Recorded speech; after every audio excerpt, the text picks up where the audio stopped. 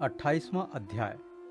शिव जी का संकट मोचन। राजा परीक्षित ने पूछा, भगवान शंकर ने समस्त भोगों का परित्याग कर रखा है, परंतु देखा यह जाता है कि जो देवता, असुर अथवा मनुष्य उनकी उपासना करते हैं वे प्रायः धनी और भोग संपन्न हो जाते हैं, और भगवान विष्णु लक्ष्मीपति हैं, परंतु उनकी उपासना करने वाले प्रायः धनी और भोग संपन्न नहीं होते।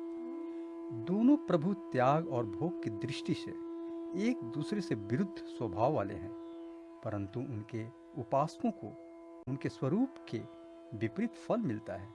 मुझे इस विषय में बड़ा संदेह है कि त्यागी की उपासना से भोग और लक्ष्मीपति की उपासना से त्याग कैसे मिलता है। मैं आपसे यह जानना चाहता हूँ। श्री सुखदेव जी कहते हैं, परीक्षित, शिव जी सदा अपने शक्ति से युक्त रहते हैं। वे सतत्व आदि गुणों से युक्त। अहंकार के 3 भेद हैं, वैकारिक, तेजस और तामस। त्रिविध अहंकार से 16 विकार हुए, 10 इंद्रियां, 5 महाभूत और 1 मन। अतः इन सबके अधिष्ठात्री देवताओं में से किसी एक की उपासना करने पर समस्त ऐश्वर्यों की प्राप्ति हो जाती है। परंतु परीक्षित, भगवान श्री हरि तो प्रकृति से परे स्वयं पुरुषोत्तम एवं प्राकृत गुण रहित हैं। वे सर्वज्ञ तथा सबके अंतःकरणों के साक्षी हैं। जो उनका भजन करता है वह स्वयं भी गुणातीत हो जाता है। परीक्षित, जब तुम्हारे दादा धर्मराज युधिष्ठिर अश्वमेध यज्ञ कर चुके, तब भगवान से विविध प्रकार के धर्मों का वर्णन सुनते समय उन्होंने भी यही प्रश्न किया था। परीक्षित, भगवान श्री कृष्ण सर्वशक्तिमान परमेश्वर हैं। मनुष्यों के कल्याण के लिए ही उन्होंने यदुवंश में अवतार धारण किया था। राजा युधिष्ठिर का प्रश्न सुनकर और उनकी सुनने की इच्छा देखकर उन्होंने प्रसन्नता पूर्वक इस प्रकार उत्तर दिया था। भगवान श्री कृष्ण ने कहा, राजन, जिस पर मैं कृपा करता हूँ उसका सब धन धीरे धीरे छीन लेता हूँ। जब वो निर्धन हो जाता है तब उसके सगे संबंधी उसके दुखाकुल चित्त की परवाह न करके उसे छोड़ देते हैं। फिर वह धन के लिए उद्योग करने लगता है, तब मैं उसका वह प्रयत्न भी निष्फल कर देता हूँ। इस प्रकार बार बार असफल होने के कारण जब धन कमाने से उसका मन विरक्त हो जाता है, उसे दुख समझकर वह उधर से अपना मुंह मोड़ लेता है और मेरे प्रेमी भक्तों का आश्रय लेकर उनसे मेलजोल करता है। तब मैं उस पर अपनी अहेतुक कृपा की वर्षा करता हूँ। मेरी कृपा से उसे परम सूक्ष्म अनंत सच्चिदानंद स्वरूप परम ब्रह्म की प्राप्ति हो जाती है। इस प्रकार मेरी प्रसन्नता, मेरी आराधना बहुत कठिन है। इसी से साधारण लोग मुझे छोड़कर मेरे ही दूसरे रूप अन्याय देवताओं की आराधना करते हैं। दूसरे देवता आशुतोष हैं। वे झटपट पिघल पड़ते हैं और अपने भक्तों को साम्राज्य, लक्ष्मी दे देते हैं। उसे पाकर वे उच्छृंखलित, प्रमादी और उन्मत्त हो उठते हैं और अपने वरदाता देवताओं को भी भूल जाते हैं तथा उनका तिरस्कार कर बैठते हैं। श्री सुखदेव जी कहते हैं, परीक्षित, ब्रह्मा, विष्णु और महादेव ये तीनों शाप और वरदान देने में समर्थ हैं, परंतु इनमें महादेव और ब्रह्मा शीघ्र ही प्रसन्न या रुष्ट होकर वरदान अथवा शाप दे देते हैं, परंतु विष्णु भगवान वैसे नहीं हैं। इस विषय में महात्मा लोग एक प्राचीन इतिहास कहा करते हैं। भगवान शंकर एक बार वृकासुर को वर देकर संकट में पड़ गए थे। परीक्षित, वृकासुर शकुनी का पुत्र था। उसकी बुद्धि बहुत बिगड़ी हुई थी। एक दिन कहीं जाते समय उसने देवर्षि नारद को देख लिया और उनसे पूछा कि तीनों देवताओं में झटपट प्रसन्न होने वाला कौन है। परीक्षित, देवर्षि नारद ने कहा, तुम भगवान शंकर की आराधना करो, इससे तुम्हारा मनोरथ बहुत जल्द पूरा हो जाएगा। वे थोड़े ही गुणों से शीघ्र प्रसन्न और थोड़े ही अपराध से तुरंत क्रोध कर बैठते हैं। रावण और बाणासुर ने केवल वंदी जनों के सम्मान शंकर जी के कुछ स्तुतियां की थी। इसी से वे उन पर प्रसन्न हो गए और उन्हें अतुलनीय ऐश्वर्य दे दिया। बाद में रावण के कैलाश उठाने और वाणासुर के नगर की रक्षा का भार लेने से वे उनके लिए संकट में भी पड़ गए थे। नारद जी का उपदेश पाकर बृकासुर केदार क्षेत्र में गया और अग्नि को भगवान शंकर का मुख बनाकर अपने शरीर का मांस काट काट कर उसमें हवन करने लगा।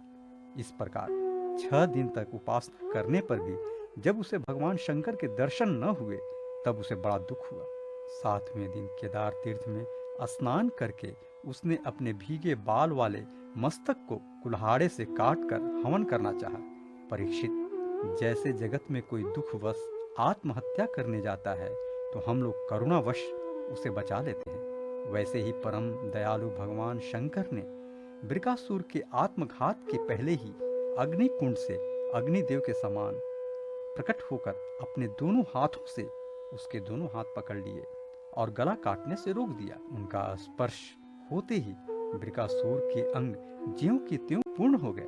भगवान शंकर ने बृकासुर से कहा, प्यारे बृकासुर, बस करो, बहुत हो गया। मैं तुम्हें वर देना चाहता हूँ, तुम मुंह मांगा वर मांग लो।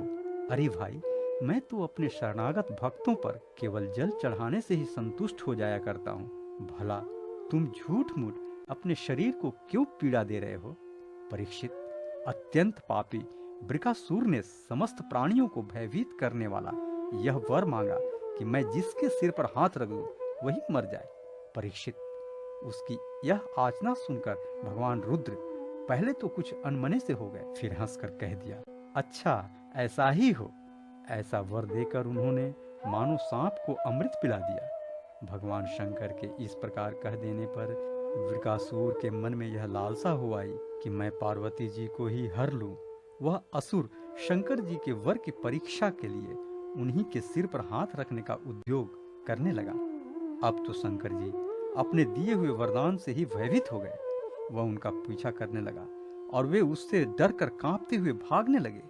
वे पृथ्वी, स्वर्ग और दिशाओं के अंत तक दौड़ते गए, परंतु फिर भी उसे पीछा करते देखकर उत्तर की ओर बढ़े। बड़े बड़े देवता इस संकट को टालने का कोई उपाय न देखकर चुप रह गए। अंत में वे प्राकृतिक अंधकार से परे परम प्रकाशमय बैकुंठ लोक में गए।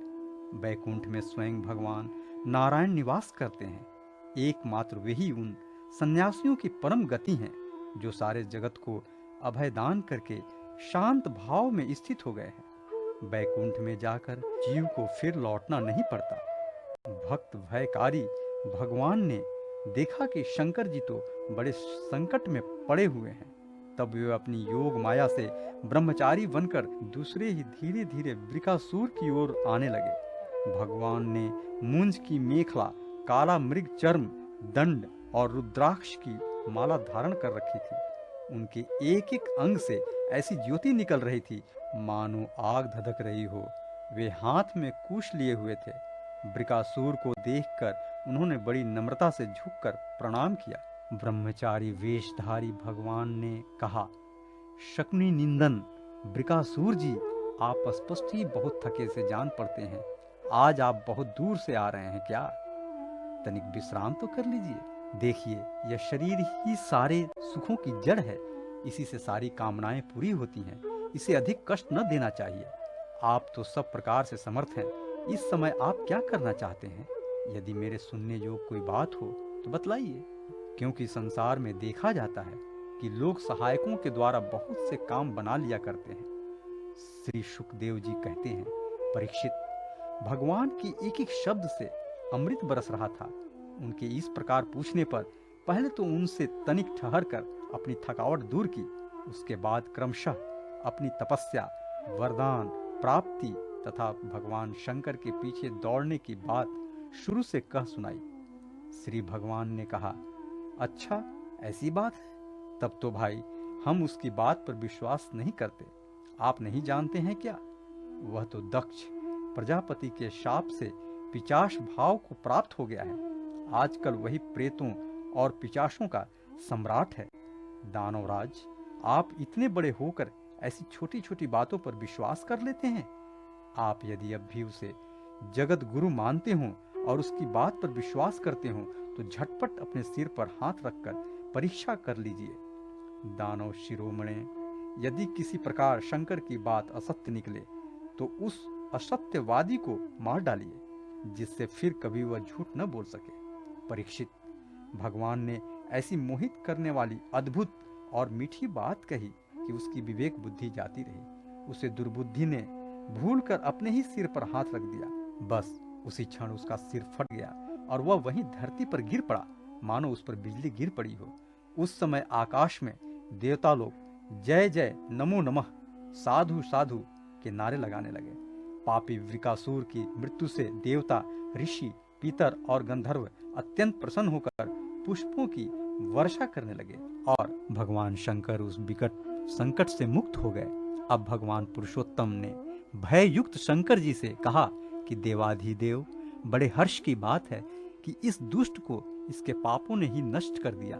परमेश्वर, भला ऐसा कौन प्राणी है जो महापुरुषों का अपराध करके कुशल से रह सके? फिर स्वयं जगत गुरु विश्वेश्वर आपका अपराध कर कोई सकुशल रह ही कैसे सकता है? भगवान अनंत शक्तियों के समुद्र हैं। उनकी एक एक शक्ति मन और वाणी की सीमा के परे है। वे प्रकृति से अतीत एवं परमात्मा है। उनकी शंकर जी को संकट से छुड़ाने की यह लीला जो कोई कहता या सुनता है, वह संसार के बंधनों और शत्रुओं के भय से मुक्त हो जाता है।